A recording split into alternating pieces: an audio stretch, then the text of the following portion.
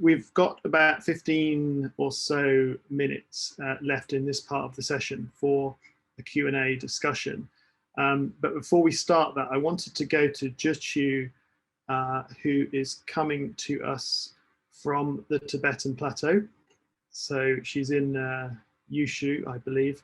And I just wanted to give Zhiqiu an opportunity to pick up a couple of points from those presentations, particularly in light of her experience in Anxai in China, before we open it up. So Zhiqiu, over to you. Okay, hello everyone. Thank you for giving me the chance for saying something on this theme.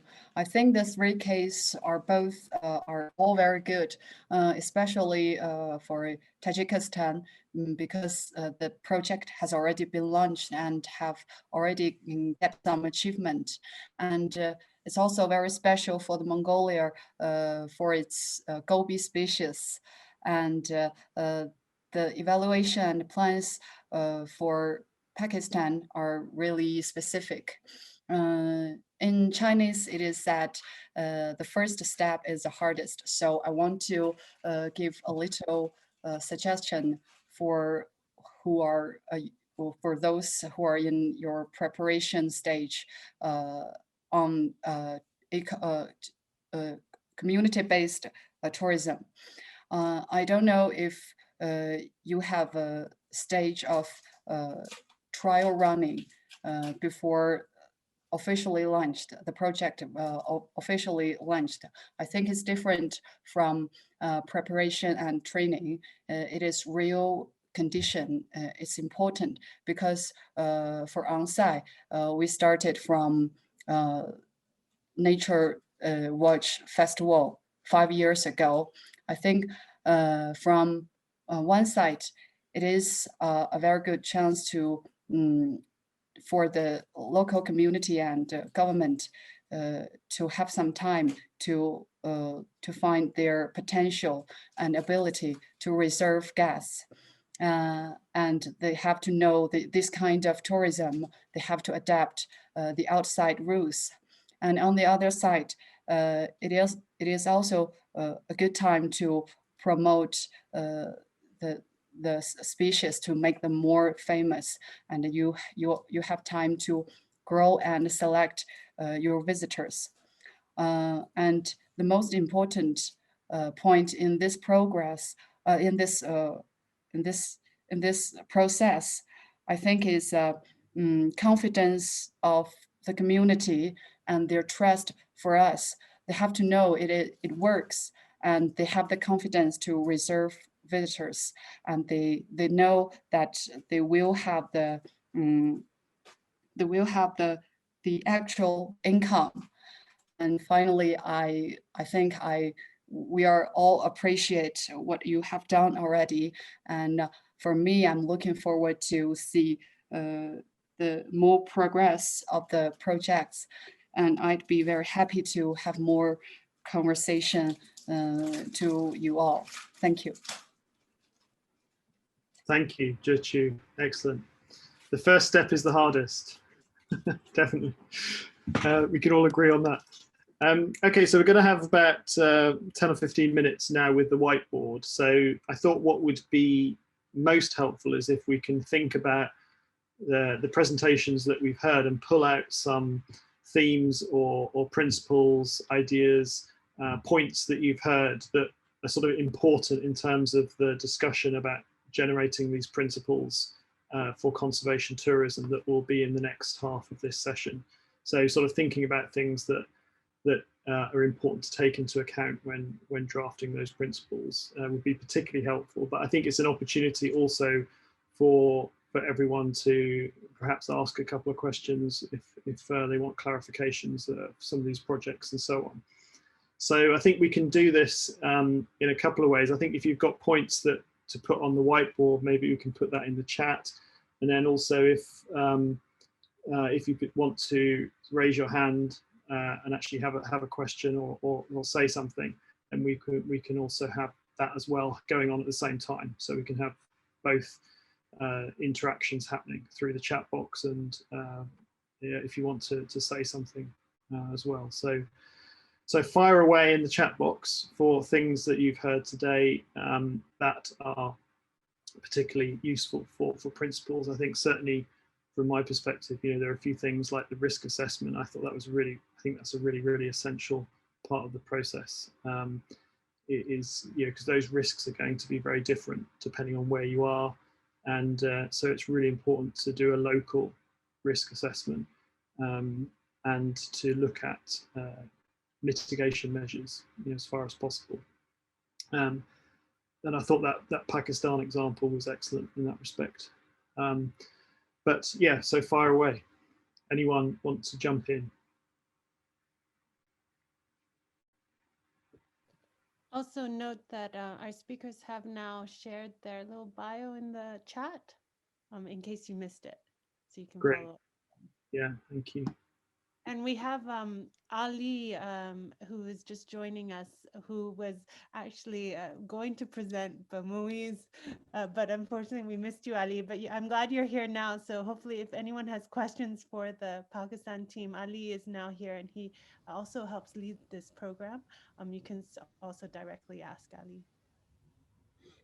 Yeah, thank you so much, Justine. And I apologize for not able to join on time. But when I joined, Moise was already on the last slide. But he did it very well. I'm around if there are any clarification, any questions required on this component. Moise made a really great presentation, Ali. You would be impressed. Yeah, I was super impressed at the detail and the all the planning that's gone into it and how you link it to the strategic plan. It's sort of how you could see all the steps coming right down, and so it was a very impressive example. And the place looks incredible as well. That lake, Rush Lake, yeah, I want to go there. 3 or 4 day hike to get there. Sounds great. Yeah, it's about 3 days hike. Perfect, love it. You'll see all sorts of wildlife on the way, I guess, as well. So. Yes, there are chances. Yeah, at least ibex. You can see some signs of snow leopard as well, but ibex for sure. But you can see diversity of these, hundreds of flowers, butterflies, some reptiles. So there's plenty out there to explore from nature. Yeah, fantastic. We've just got a contribution there from Yash about the need to diversify the tourism-based enterprises. Yeah, I think that was something that came out quite strongly in Mirzo's presentation. So that's good. I see Aftad has his hand up as well, Terry. Oh yes, I can see that. Yeah, Aftab. Yeah, Terry, Moise has explained very well the concept which we are trying to develop in Pakistan. But a couple of more things. Besides the strategy, we have also developed valley level ecotourism management plans for all the sites which we are focusing on. And presently, as this conservation tourism is totally a new concept in Pakistan, so what we are doing, we are developing a kind of a packages which are not taking tourists directly into the core zone areas of snow leopard habitat. First, we are experimenting by involving community in package tours, which will take tourists to the buffer zone areas, or having a kind of a low impact tours in the areas around the villages, so that they could develop confidence to start with how this idea actually works. Once they'll be more confident, then we will plan actually the products which will take tourists to the core zone as per the guidelines and the norms which are already set in the strategic plan. So this is our strategy to start with. We'll be focusing more on the domestic market. So as Moise has explained, we have developed 3 facilities which are close to the village, And the purpose of information center is to disseminate wider education and information to the visitors about this, the whole idea of conservation, because there are very little knowledge among the people who come to these areas that this is not just a beautiful landscape, but this is also a unique habitat where there's snow leopards, where there's ibex, there's a mahor, and many other animals, butterflies, flowers are there. So actually, the information center in the village will serve as a focal point for us to create a wider level information dissemination among the larger number of visitors who are coming to these areas. So this is our strategy to start with, to create awareness among the local people, to start with, how they can benefit by converting even the general tourism into more eco-friendly and responsible tourism. And then gradually we will move towards the hardcore wildlife sighting or the snow leopard sighting tour. And that's how we will move on. Thank you. Thank you, Aftab. Yeah, I think that's excellent. I think your approach of doing it step by step in terms of starting small and not in the key areas and learning by doing is really important, because I think no matter how much planning you do in advance, there will always be issues that come up that you perhaps don't expect, and I think and risks as well. So I think by doing it that way, hopefully you can sort of flush out those risks early on and be able to mitigate them before you expand into the core areas. So I think that's a really sensible approach. Okay, anyone else? Any more hands up? Can you remind us, Terry, what you're asking? So you're asking us to think of new issues teams came up with, right? That we haven't really touched upon. Yeah, I think reflections on the three presentations that we heard in terms of what is useful to pull out of those to inform the discussion about principles, so that we're going to be having in the second half of this session. So things that you've heard today that you think are important to reflect in those principles, I think would be particularly useful. I think perhaps conservation linkages might be an important point to think of, especially linked to local threats to the snow leopard and other biodiversity. Yeah, absolutely. Yeah, I mean, there was sort of a diversity of diverse approaches to that in terms of three examples. So that was interesting. I'll add the comment you made earlier, Terry, related to Mirzo's presentation on Apness, right? I know some people don't like the word Apness, but the word having many different approaches versus seasonally, and also with different communities. They really adapted their approach. Yeah. Great. And then we've got Mirzo here. Identify threats and direct conservation efforts to address these threats. Build your tourism products focused on tackling these threats. Yeah, so I guess trying to make or ensure that the tourism is as helpful as possible in terms of mitigating threats to conservation efforts, supporting conservation efforts is very important. And then we have Kustu. There'll be challenges that will always be unique to the landscape or the site. Yeah, absolutely. For example, no infrastructure may need to use innovative thinking to transform these into opportunities. Yeah, absolutely. So as we mentioned before, the local, the risks will be very different locally. The opportunities will be very different locally as well in each site. So it's important to look at those. Have a very, although we can have principles about how to approach risk assessment and so on, it will need to be done locally at the local level, because the situation and conditions will be different in each place, and so there will be opportunities and also threats associated with specific locations. So looking at that local level, local level assessment is really important.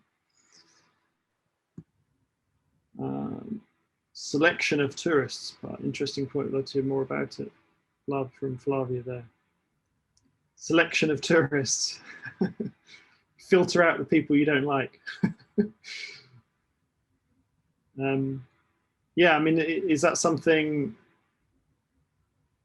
Who wants to say something about selection of tourists? Any insights? I know in Angsai, for example, the local government asks for a short biography, as well as sort of passport details and so on, but they ask for a short biography about each person that wants to visit and why they want to visit. You know, so I think one of the ideas behind that, you know, is to see what kind of person is coming, but also, you know, to potentially, I mean, I don't think anyone's going to put on their biography that they're coming to do something bad, even if they were. But I think, yeah, it's an interesting point. The government is interested in why people are coming, you know, who they are, where are they from, you know, just to sort of get a sense of that. I don't think that's really for any filtering purposes. I don't know anyone that's been refused entry on the basis of their bio, but no, tourism selection is an interesting point.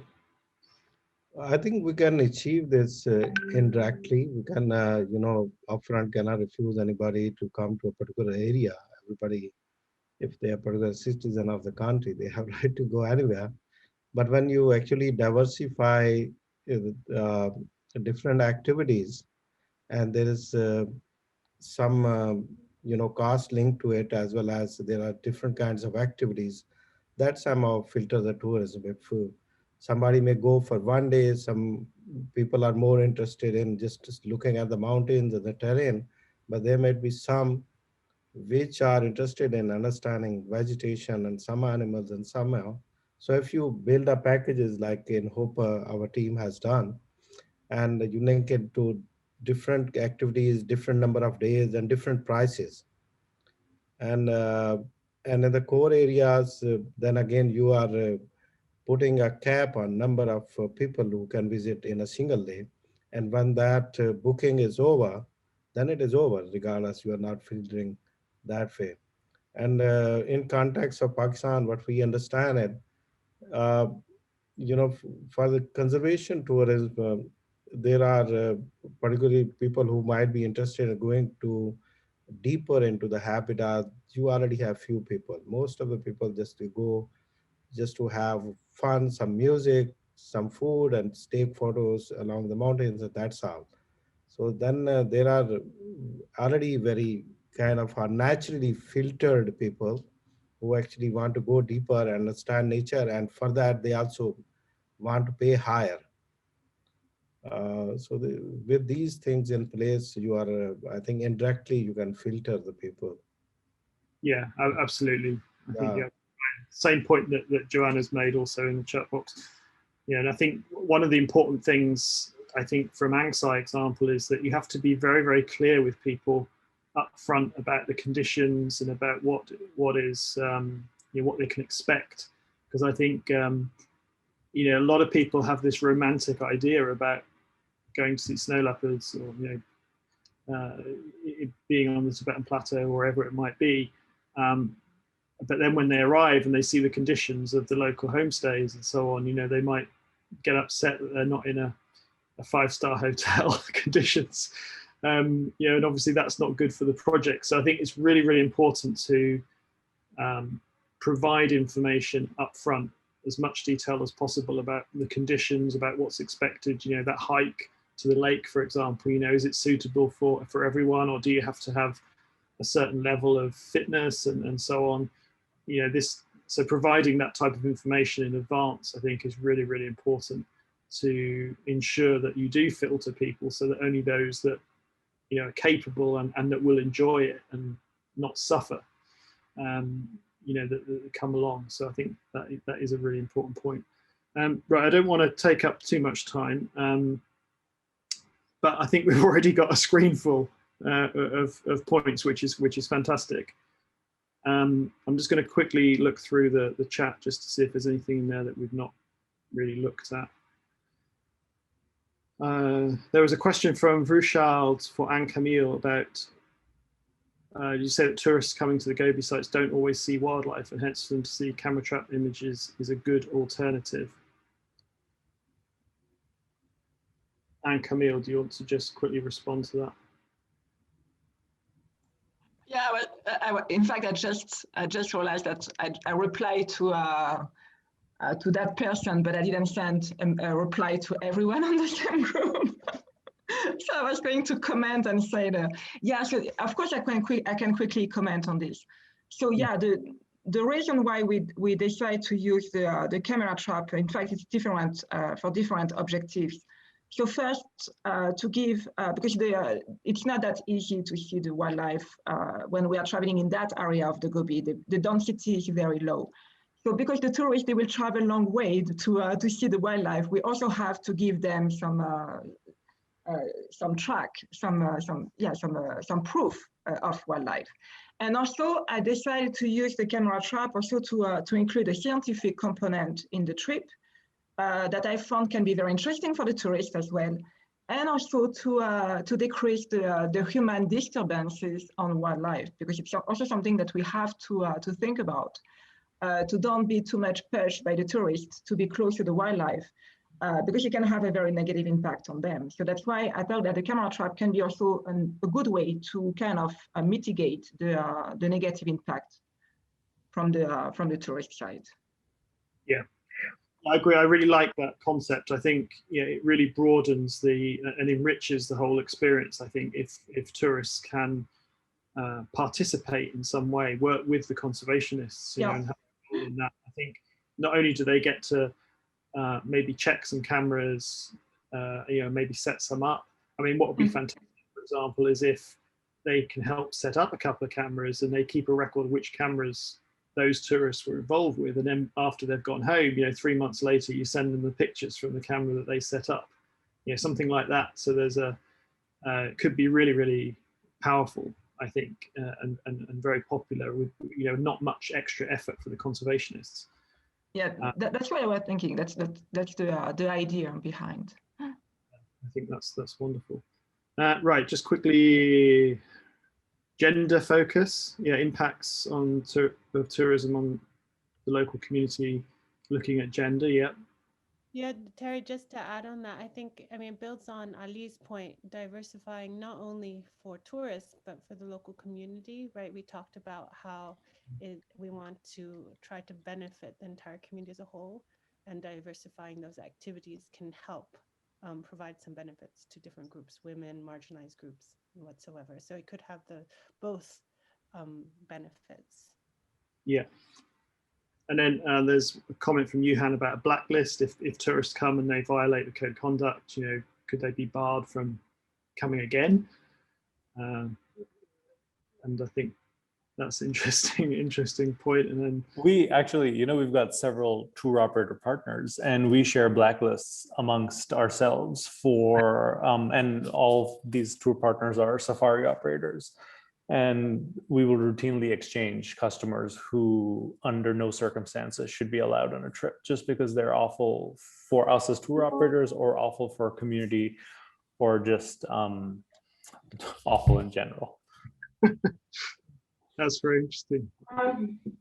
Okay, so I think let's call it a day, because I'm wary that we're eating into Joanna and Ragu's time. So, but just to say that thanks to our speakers again for the excellent presentations earlier. I think they were really, really interesting and diverse, and showed a range of initiatives and local conditions that I think really, really helped to inform the discussions that we're going to have next. So thank you for that, and thank you to everyone for the contributions on the whiteboard and in the chat box. And I think we'll hand it over there. Just back to you, and then